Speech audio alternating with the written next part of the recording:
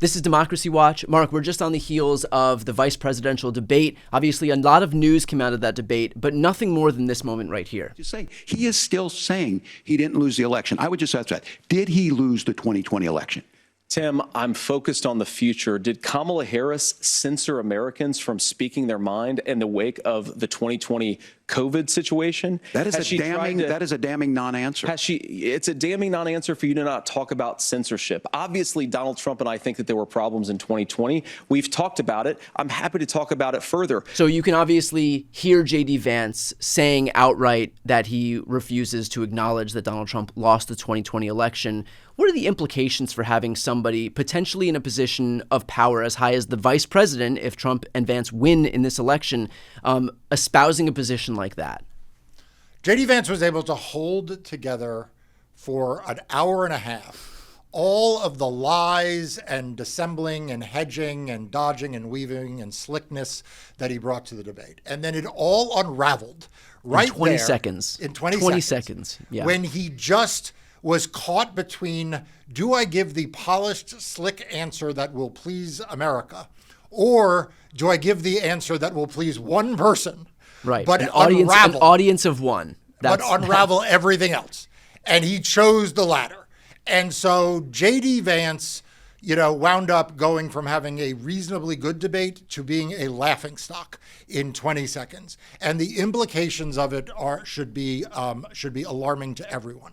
If Donald Trump is in the White House, JD Vance will do whatever Donald Trump tells him to do. Now, let's be clear. Mike Pence was willing to suffer almost every humiliation by being willing to do anything Donald Trump wanted. I mean, Mike Pence, as vice president, said some preposterous things. He espoused some ridiculous policies. He defended some indefensible statements that Donald Trump made. But at the end of the day, even Mike Pence, deep within him, had 1 ounce of decency and pride that prevented him from subverting the election and from supporting the insurrectionists.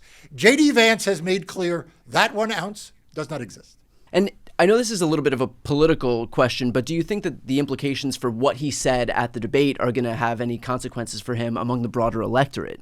I do. I think JD Vance lost the debate. I think there would have been an argument today about who won the debate, because I think there were, on some style points, I think Vance was very slick, very smooth. I think Walz probably connected more with real voters with his style. And I think JD Vance lied about abortion. He lied about so many other policies that you would have had this debate, you would have had this argument today about who came off better. But in that one moment, JD Vance made a fool of himself. He diminished himself. He painted himself back into the corner of being a weirdo extremist that he had spent an hour and a half trying to get out of. And so the consequences of this are that, Tim Walz won the debate. Kamala Harris and Tim Walz had a good night. And JD Vance is left with the indignity of having done this to himself. And only Donald Trump within that campaign is happy. Let me be clear. As sure as I sit here, no one else in that campaign liked that answer. They all wish that it could have gone a different way. But one man is undermining his campaign, and he deserves it. Doesn't this defy logic in the sense that one would think that Donald Trump and JD Vance already have the support of their base who believe that Donald Trump won the 2020 election? The goal here ostensibly should be to broaden their coalition, to expand their tent.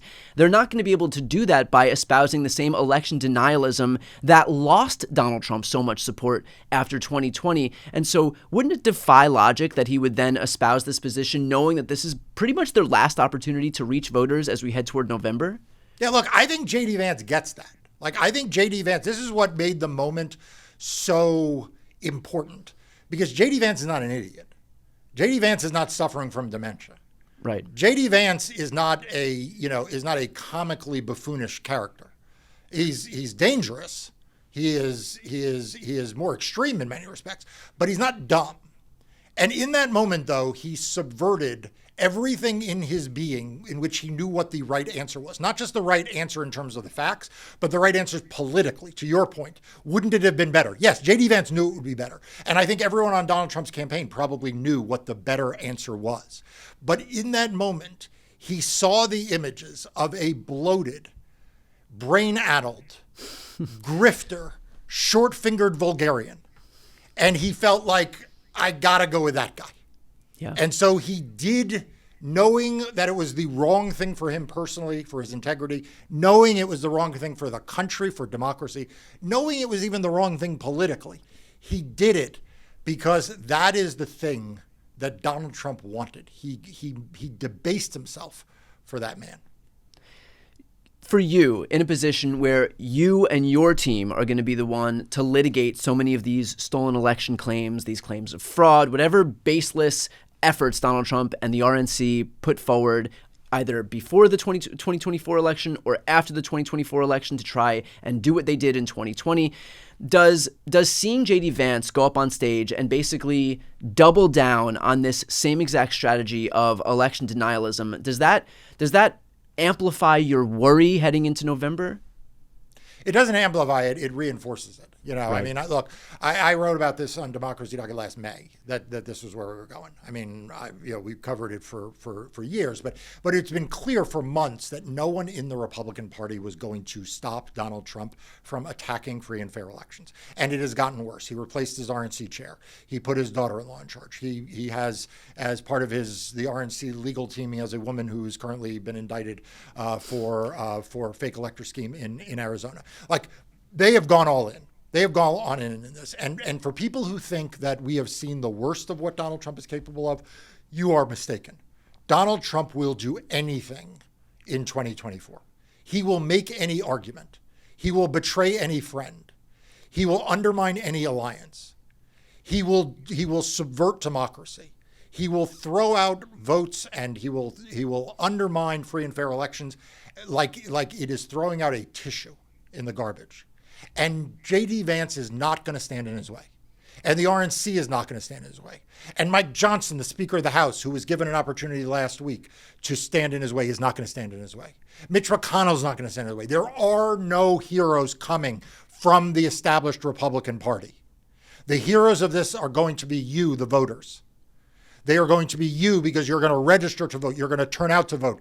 And your vote is going to count. They are going to be the election officials who are going to work tirelessly to make sure those votes count. They are going to be the campaign operatives who are turning out people to make sure they know when to vote and what the methods to vote. And hopefully the lawyers, we will play our role to also ensure that Donald Trump does not succeed. But JD Vance has proven himself to be no better than the grifting, coin-selling, watch fraud hoaxer, crypto criminals that the rest of them are.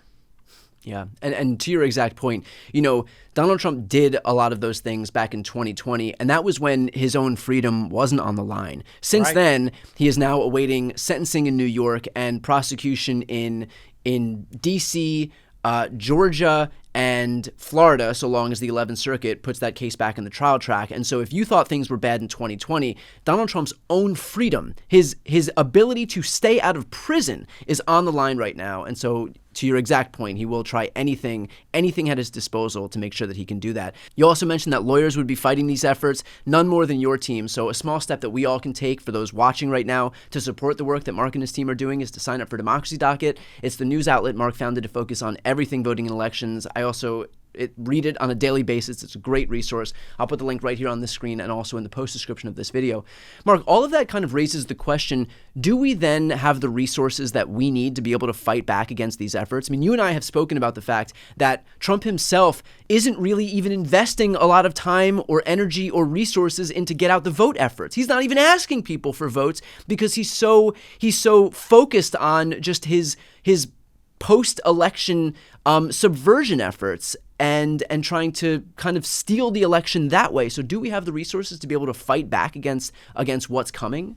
Look, we are never on the left going to have the resources that they have on the right, right? There is no Leonard Leo on the left, right? There is no Harlan Crow. Like we're not going to have these big, business interests, people who, see having Donald Trump in the White House, as good for them. That doesn't exist on the left. What we have, though, is the law and the facts. What we have are the votes. And so, we are going to do everything we can, everything we have to do to ensure that every lawful vote counts and that it's accurately certified. And we will have the resources for that. But we need the voters to do their part. Like I said, everyone's got to make sure they are registered. Everyone's got to have a plan to vote, and everyone's got to vote. Well, I second that, and I would also say that while we may not have the Leonard Leos on our side, we do have you and your team, and I know I speak for a lot of people in expressing our gratitude for the work that you guys are doing. So again, for those watching right now, to show our appreciation, very small step we can take is to sign up for Democracy Docket and support Marc and his team and the work that they're doing. I'll put the link right here on the screen and also in the post description of this video. I'm Brian Tyler Cohen. I'm Marc Elias. This is Democracy Watch.